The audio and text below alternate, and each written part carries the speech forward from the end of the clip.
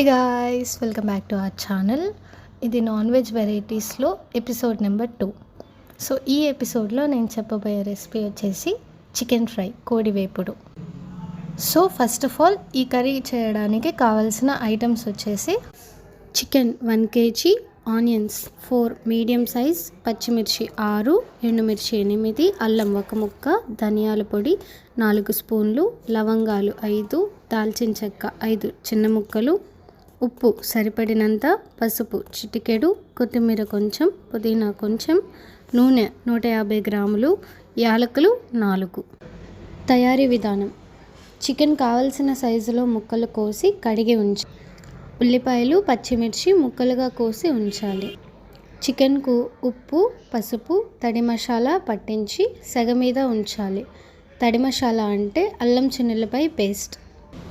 5 నిమిషాల తర్వాత కొంచెం వాటర్, 4 యాలకులు వేసి ఉడికించాలి. ఉడికిన తర్వాత పొయ్యి మీద కడాయి ఉంచి నూనె వేసి కాగిన తర్వాత ఉల్లిపాయ ముక్కలు, పచ్చిమిర్చి ముక్కలు వేయించాలి. ఉడికిన మాంసం తీసి కడాయిలో వేసి వేయించాలి. దించే ముందు కొత్తిమీర, పుదీనా, పొడి మసాలా చల్లి దింపాలి.